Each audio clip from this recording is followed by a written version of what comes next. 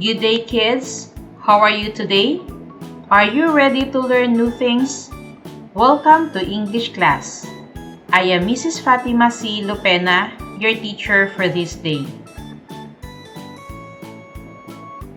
Our topic for today is about details in short stories or poems. This is from Quarter 3, Week 5 to 7 of English 1. At the end of the lesson, you are expected to note important details pertaining to character, setting, and events. Give the correct sequence of 3 events. Infer the character's feelings and traits.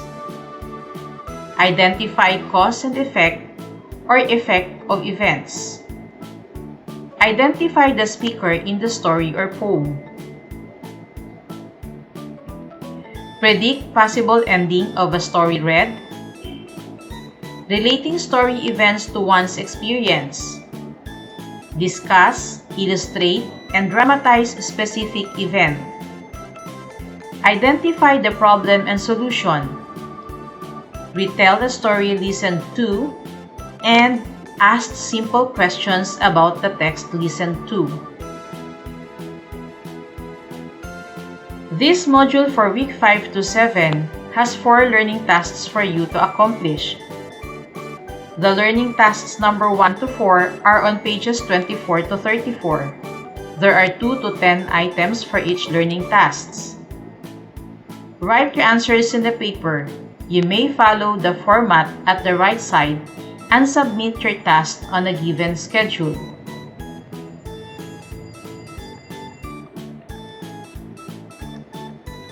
Are you familiar with these stories, class? You have possibly read and listened to different stories and poems, such as this and other bedtime stories. These stories and poems tell us what the characters feel and do. They may also teach us important lessons in life. By reading or listening carefully to stories and poems, you are able to determine the important details pertaining to the given topic, characters, settings, and other events. By knowing this, you are able to answer questions asked related to given stories or poems. By reading or listening carefully to stories and poems, you are able to determine the important details pertaining to the given topic, characters, settings, and other events. By knowing these details, you are able to answer questions asked related to the given stories or poems. Have you received a gift before? How do you feel when you receive a gift from someone you love? I am sure you are very happy. Please listen to the story that I will read. The title of the story is The New Toy. Jay and Joy have new toys. Jay has a new toy car. It is small but shiny. Meanwhile, Joy has a new doll. It is big and beautiful. Their Tita May gave these gifts to them. During their birthday, he hid them behind the table to surprise them. They hurriedly looked for the hidden gifts. When they saw them, they immediately opened them. They jumped for joy when they saw their new toys. They were just what they wished for.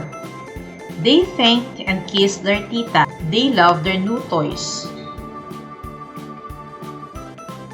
Let us answer the following questions. Number 1. Who received gift during their birthday? Yes, Jay and Joy received gifts on their birthday. Number 2. Who gave them the gifts? Tita May gave the gifts to them. Where did they hide the gifts? They hid them behind the table. What gifts did they receive?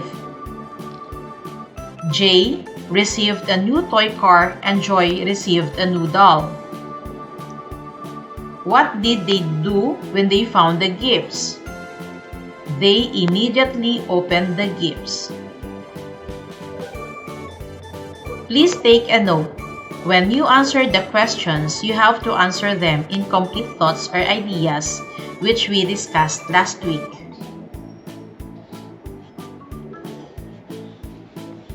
Have you seen these animals, class?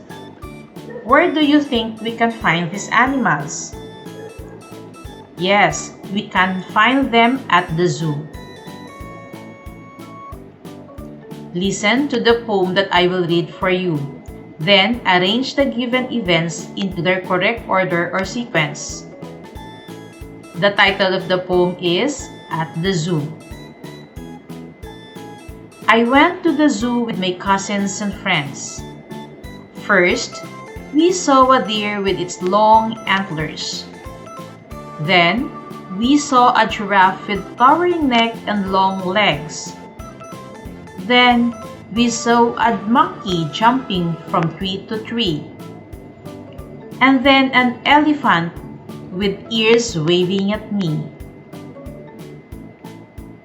Then a crocodile with long tail and sharp teeth. Then a bear as white as milk. Then a zebra with stripes from head to feet. Then a big lion sleeping in its den. It was a wonderful and amazing day at the zoo. Do you like the poem, class? Look at the pictures below. Using the poem that you have just listened to, tell which animal the characters first saw.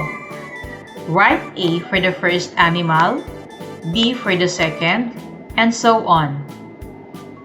These are the animals mentioned in the poem.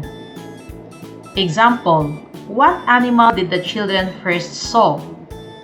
Yes, it is a deer with long antlers. So I will write letter A on the right corner of the picture of a deer. You may write B for the next animal, C for the third, and so on.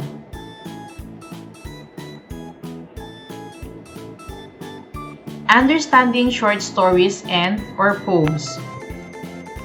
Short stories and poems are important sources of life lessons. As a young child, you are expected to read and listen to different stories and poems, appropriate to your age or level. After reading or listening to them, it is necessary that you are able to understand their meanings and details. One of the ways to show that you understand the story or poem that you have read is by noting details. You can note important details by describing the characters, the setting, when and where the story happened, and the events. Sequencing events is also a good way to show that you have understand the story or the poem. You may rearrange the events by identifying which one occurs first, which one is the second, and so on.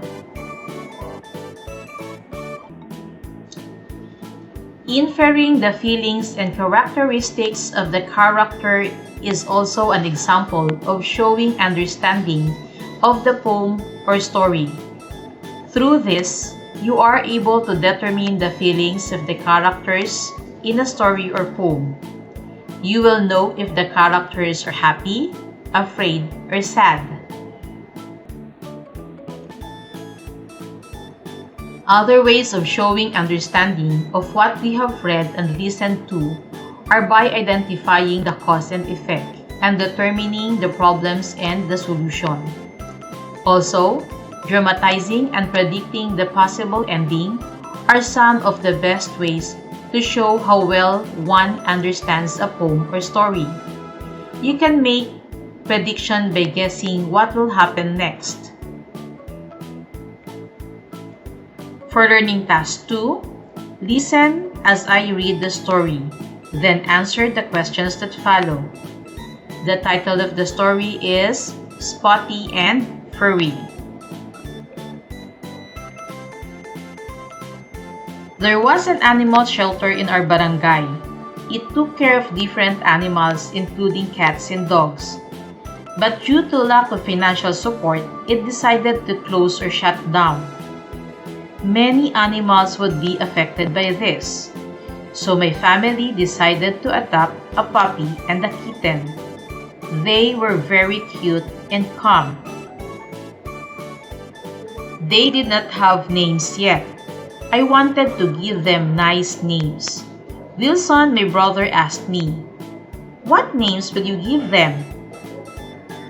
"I will give them names that best describe their characteristics," I replied. The puppy has black spots in its body, so I named it Spotty. The kitten has white, long fur, so I called it Furry. I was happy with the names I gave them. I will love and take care of them. They have finally found their new home. Class, did you understand the story? Very good. Let us answer the following questions. Number 1. What is the reason why the animal shelter shut down? A. Overcrowded shelter. B. Lack of fund. Or C. Destroyed buildings. Number 2. What did the family do to save some animals? A. Adopted a puppy and a kitten. B. Gave donations to the shelter. Or C. Bought a puppy and a kitten. Again, I will answer number 1. The answer is letter B. Lack of fund. You may circle or write the letter of your answer to the following questions. Number 3. What animals did they adopt? A. A kitten and a puppy. B. A rabbit and a kitten. Or C. A puppy and a bird. What characteristics does the puppy have? A. Black spots in its body. B. Has white long fur. C. Loves to eat. Number 5. What characteristics does the puppy have? A. Has black spots in its body. B. Has white long fur. C. Loves to eat. Number 6. Who is the speaker's brother? A. Spotty. B. Wilson. C. Furry. Number 7. What is the name of the puppy? A. Spotty. B. Wilson. C. Furry. Number 8. What is the name of the kitten? A. Spotty. B. Wilson. C. Furry. Number 9. Who is the speaker in the story? A. I. B. Spotty. Or C. Wilson. Number 10. What did the speaker feel after adopting and naming the puppy and the kitten? A. Sad. B. Afraid. Or C. Happy. Now class, I want you to write your answers. For learning task 3, listen as I read the stories. Then identify what would happen next in each situation as shown by the illustrations. Write the letters of your answers. Number 1. Jason has a dog named Bantay. One rainy day, it got all muddy. Jason decided not to let Bantay in as it might make the house dirty. What do you think happened next? A, B, or C? Again, number 1 is done for you. The answer is letter B. Jason might give Spotty a bath. For number 2, I want you to answer it. Paula was working on her assignment. When she finished it, her mother had already prepared their food for dinner. Her mother called her after. What do you think happened next? Is it A, B, or C? Write your answer. For learning tasks 4, listen as I read the story, then answer the questions that follow. The title of the story is The Missing Book. It was late in the evening. Anthony was very sad. He could not find his English book. What he remembered was he placed it on his study table. "Check your cabinet," his mother told him. "Maybe it is there." Anthony opened his cabinet. He checked all the drawers. He removed all his clothes to check if the book was there. Unfortunately, it was not there. He was very lonely. "Check your bag," his father said, but it was not there too. "I have to find it," Anthony whispered. I went to the Bahay Kubo in the garden to study there." He suddenly remembered. "I have to check it there." His mother joined him in looking for his book in the said Bahay Kubo beside their house. It was there. His English book was there. "I found it!" Anthony shouted. He thanked his mother and father for helping him find his book. He then finished the last part of his assignment and placed his book in his bag. He was so happy for finding his most precious book. Do you like the story, class? Let us answer the questions again. The question is, number 1, what is your most favorite part of the story? Tell why this part is your most favorite scene. Again, for number 1, this is my example. My favorite part is when Anthony thanked his parents. This part shows that Anthony is a grateful boy. You may also write your favorite part of the story. Number 2, just like Anthony, have you experienced losing something very important? What item did you lose? How did you find it?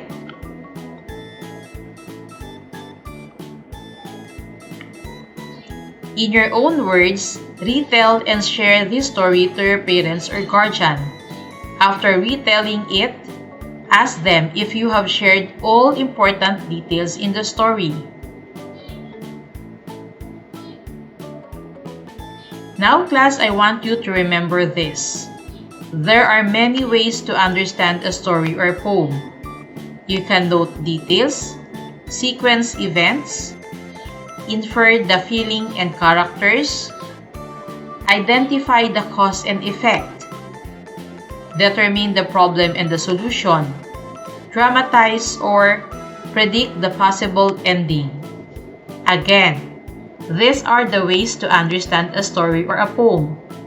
You can note details, sequence events, infer the feeling and characters, identify the cause and effect, determine the problem and the solution, dramatize, and predict the possible ending. Kids, I hope you learned a lot from this teaching. For our reference, we have Rubio LC 2020, Details in Short Story or Poems. Grade 1 English Pivot 4A, Learner's Material, 3rd Quarter, 1st Edition, pages 24 to 34, Region 4A, Calabarzon. For our online citations,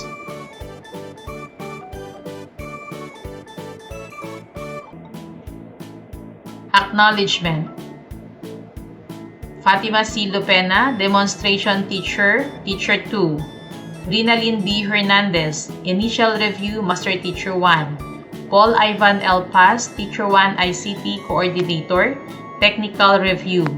Reginald G. Grafil, School Principal 1, Final Review.